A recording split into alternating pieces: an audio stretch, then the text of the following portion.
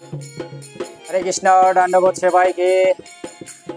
তো আসছে হচ্ছে আষাঢ় মাসের কৃষ্ণপক্ষীয় একাদশী, যোগিনী একাদশী। তো এই একাদশী, যোগিনী একাদশী কবে এবং কী করে পালন করবে, এবং একাদশী পালন করলে কি হয়, একাদশীর পালনের সময়সূচি আমি সব বলে দিচ্ছি। আপনারা ভিডিওটা স্কিপ না করে এবং শুনুন। আষাঢ় মাসের কৃষ্ণপক্ষের একাদশী হচ্ছে যোগিনী একাদশী। যোগিনী একাদশী কবে? আষাঢ় মাসের হচ্ছে 17 তারিখ, 17ই আষাঢ়, মঙ্গলবার। আর হচ্ছে জুলাই মাসের 2 তারিখ, জুলাইয়ের 2রা জুলাই, মঙ্গলবার। যোগিনী একাদশী ব্রত উপবাস আর পালন করতে হবে 18ই আষাঢ়, 3রা জুলাই, 3রা জুলাই বুধবার। পালন করতে হবে 4টা 54 থেকে 7টা 12 মিনিটের মধ্যে, 4টা 54 থেকে 7টা 12 মিনিটের মধ্যে। তো যোগিনী একাদশী, একাদশী কি করে পালন করবেন,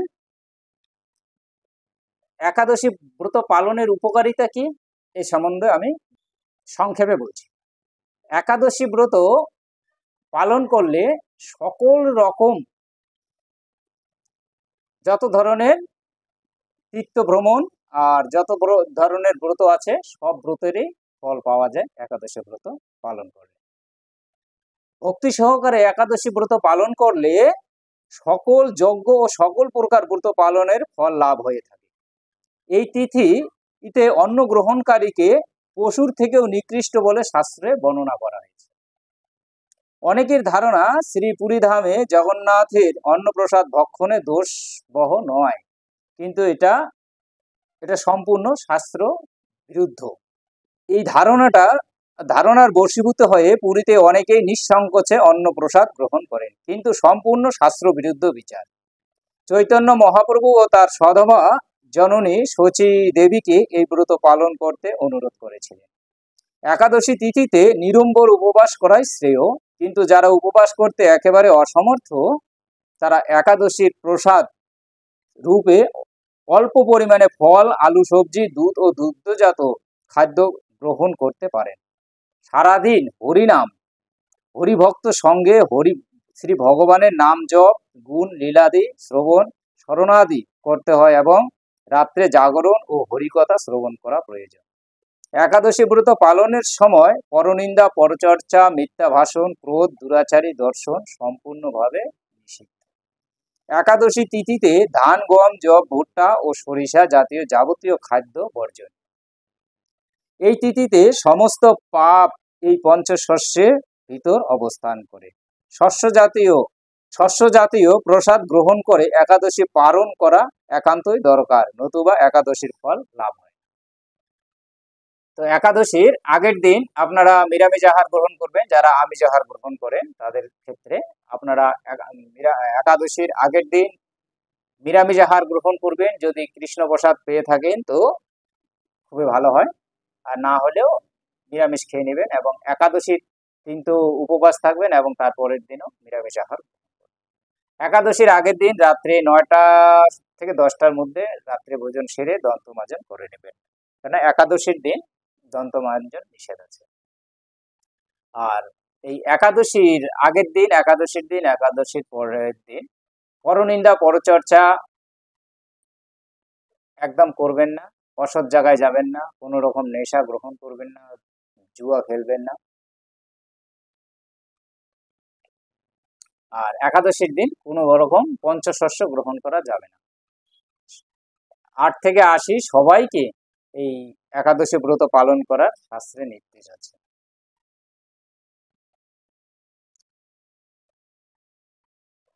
শ্রী চৈতন্য মহাপ্রভু তার লীলা বিলাসে প্রথম থেকে একাদশীর উপবাসের প্রথা প্রবর্তন করেছিলেন।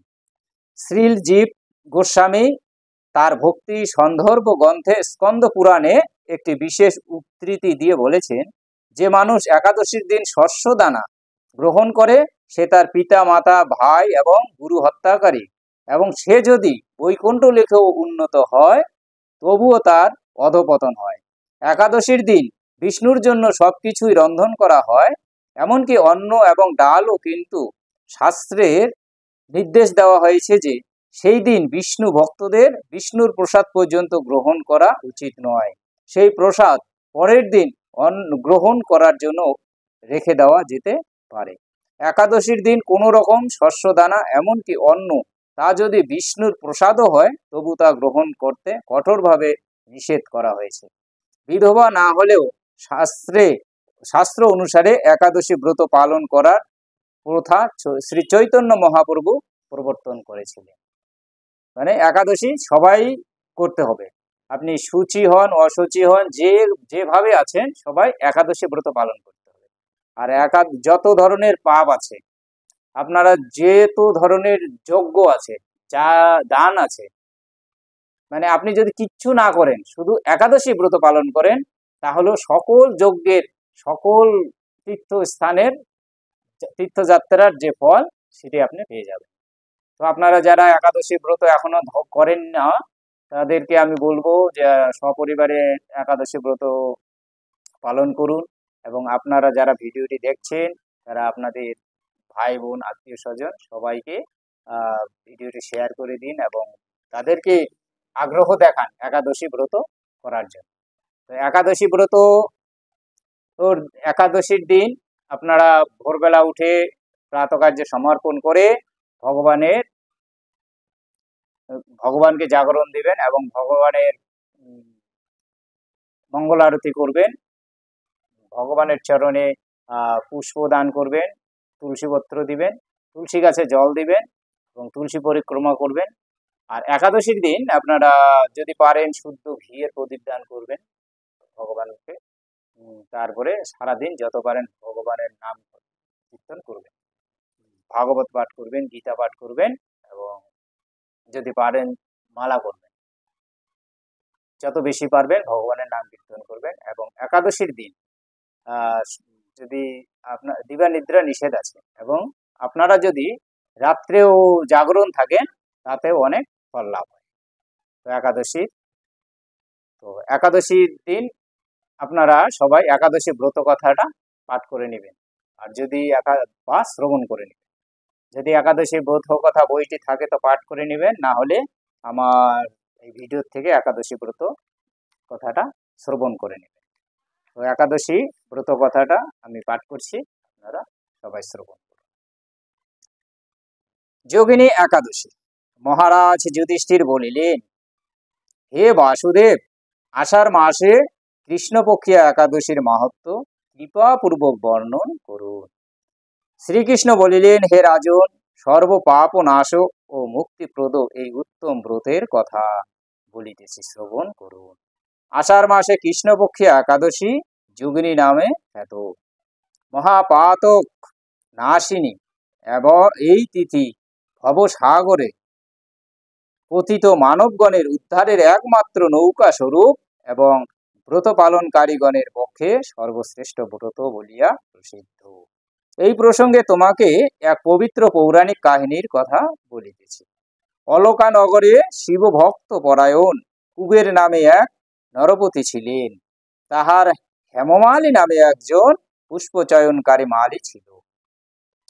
বিশালাক্ষী নামে সুন্দরী স্ত্রীর প্রতি ছিল তার অত্যন্ত আসক্তি। প্রত্যাহ শিব পূজার জন্য সে মানব সরোবর হইতে পুষ্পচয়ন করিয়া যক্ষ রাজ কুবেরকে দিত। একদিন সে নিজ পত্নীর প্রতি কামাসক্ত হওয়ায় রাজভবনে গমন করিল না। বেলা দ্বিপ্রহর অতীত হইল, অর্চনের সময় উত্তীর্ণ হইতেছে। তখন রাজা ক্রুদ্ধ হইয়া মালীর বিলম্বে এর কারণ অনুসন্ধান করিবার জন্য একজন দূত প্রেরণ করিল। দূত আসিয়া রাজাকে বলিল, সে গৃহে স্ত্রীর সহিত ভ্রমণ কার্যে মত্ত। কুবের দ্রুত বাক্য শ্রবণ করিয়া অতিশয় রুষ্ট হইয়া তাহাকে আহ্বান করিলেন। মালী কুবেরের পূজার কাল অতীত হইয়াছে জানিয়া অত্যন্ত ভীত হইয়া স্নান না করিয়াই রাজার নিকট উপস্থিত হইল। তাহার দর্শন মাত্রে রাজা ক্রোধ বশে চক্ষুরঞ্জিত অধর দেশ কম্পিত করিয়া বলিলেন, রে সুর অধম, পাপিষ্ঠ দুরাচার, তুই দেবপূজার পুষ্প আনয়নে অবজ্ঞা করিয়াছিস, সুতরাং শীঘ্রই পত্নী সহ স্বর্গ হইতে দূর হ, এবং শ্বেত প্রভৃতি অষ্টাদশ প্রকার কুষ্ঠ রোগে দুঃখ সহ যন্ত্রণা ভোগ করো। কুবেরের এই অভিশাপে হেমমালী পত্নীর সহিত স্বর্গভ্রষ্ট হইয়া দীর্ঘকাল যাবৎ কুষ্ঠরোগ ভোগ করিতে লাগিল। রোগের যন্ত্রণায় কিবা রাত্র কোনো সময় সুখ অনুভব করিত না। এইভাবে শীত গ্রীষ্মে উৎকট বেদনায় বহু কষ্টে জীবন যাপন করিতে লাগিল। কিন্তু দীর্ঘকাল যাবৎ মালী মহাদেবের অর্চন পুষ্প সংগ্রহর ফলে শাপগ্রস্ত হইয়া বৈষ্ণব প্রবর শিবের স্মরণ বিস্মৃত হইত না। একদিন মালী পত্নী সহ ভ্রমণ করিতে করিতে হিমালয় প্রদেশ শ্রী মার্কেন্ডেয় ঋষির আশ্রমে উপস্থিত হইল। কুষ্ঠ রোগ পীড়িত সপত্নীক হেমমালীকে দর্শন করিয়া শ্রী মার্কেন্ডেয় তাহাকে জিজ্ঞাসা করিলেন, তুমি কাহার অভিশাপে এরূপ নিন্দনীয় কুষ্ঠ রোগগ্রস্ত হইয়াছ? সে উত্তরে দিল, হে মুনিবর, রাজা ধনত কুবেরের আমি ভৃত্য ছিলাম, নাম হেমমালী। আমি প্রত্যহ মানব সরোবর হইতে পুষ্প চয়ন করিয়া শিবপূজার জন্য রাজাকে অর্পণ করিতাম। কিন্তু দুর্ভাগ্যক্রমে একদিন স্ত্রীর মনোরঞ্জন করিতে কামাসক্ত হওয়ায় সে পুষ্প অর্পণে বিলম্ব হয়। তখন রাজা অভিশাপে এই রূপ দুর্দশাগ্রস্ত হইয়াছি। পরোপকারই সাধুগণের স্বাভাবিক ধর্ম। হে ঋষি শ্রেষ্ঠ, আমাকে অত্যন্ত অপরাধী জ্ঞানে আমার প্রতি প্রসন্ন হও। দয়াদ্র চিত্ত মার্কেন্ডেয় মুনি বলিলেন, হে মালিন, তোমার মঙ্গলের জন্য শুভ ফলপ্রদ এক ব্রতোপদেশ করিতেছি, শ্রবণ করো। আষাঢ় মাসে কৃষ্ণপক্ষে যোগিনী নামক একাদশী ব্রত ভক্তি ভরে পালন করিও। এই ব্রত প্রভাবে সকল প্রকার কুষ্ঠব্যাধি হইতে মুক্ত হইবে। শ্রীকৃষ্ণ বলিলেন, ঋষির উপদেশ বাক্য শ্রবণ করিয়া মালী তাহাকে ষষ্ঠাঙ্গ দণ্ডবৎ প্রণাম করিল।